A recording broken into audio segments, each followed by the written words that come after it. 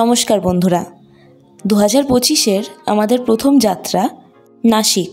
প্রথমেই আমরা বাড়ি থেকে বেরিয়ে কলকাতা গাড়ি করে গিয়েছিলাম। তারপরে কলকাতা থেকে আমরা ফ্লাইটে চেপে প্রথমে মুম্বাই থেকেই আবার সেই রাতেই ফ্লাইট ধরেই আমরা চলে গেছিলাম ঔরঙ্গাবাদে। এখানে আমরা বাবা, মা, আমি আর বোন মিলেই গেছিলাম।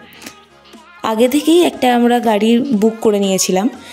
সেই গাড়িটাই আমাদেরকে ঔরঙ্গাবাদ থেকে একদম পুনে অবধি পুরোটা ঘুরিয়েছে।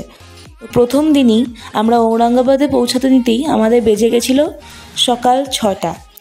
তো সারা রাত ঘুম নেই, ফ্লাইটেই ছিলাম।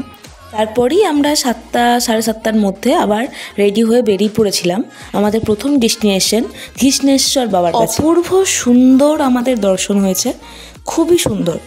তারপরেই আমরা ওখান থেকে বেরিয়ে চলে গেছিলাম ইল্লোরা কেভ।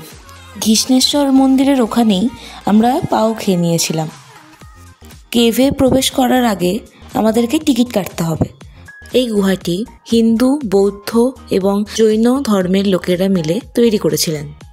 এই গুহার প্রতিটি দেওয়ালেই প্রতিটি ধর্মের নিজ নিজ বিশ্বাস ও দেবতাদের চিত্র খোদাই করা হয়েছে। খ্রিস্টপূর্ব 2য় শতাব্দী থেকে খ্রিস্টীয় 7ম শতাব্দীর মধ্যেই বহু বছর ধরেই এই গুহাগুলির নির্মাণ কার্য চলেছে।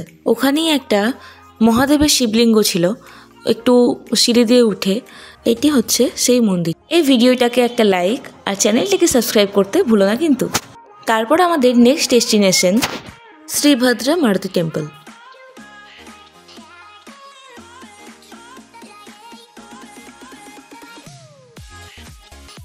বজরংবলীজির দর্শন করেই আমরা আমাদের নেক্সট ডেস্টিনেশনের জন্য বেরিয়ে পড়েছিলাম। চলে গেছিলাম বিবি কা মাকবাড়া। দেখতে অনেকটাই তাজমহলের মতো। মুঘল এম্পায়ার ঔরঙ্গজেবের পুত্র আজম শাহ তার মাতা দিলরাস বানু বেগমের উদ্দেশ্যে এটি প্রতিষ্ঠা করেছিলেন। এছাড়াও ঔরঙ্গাবাদে আরও অনেক কিছু দেখার আছে। অনেকটা সময় আমাদের এইগুলো দেখতেই চলে গেছিলো। তারপরে আমরা চলে গেছিলাম লাঞ্চ করতে। তারপরে আজকের জন্য এইটুকুনি, টাটা।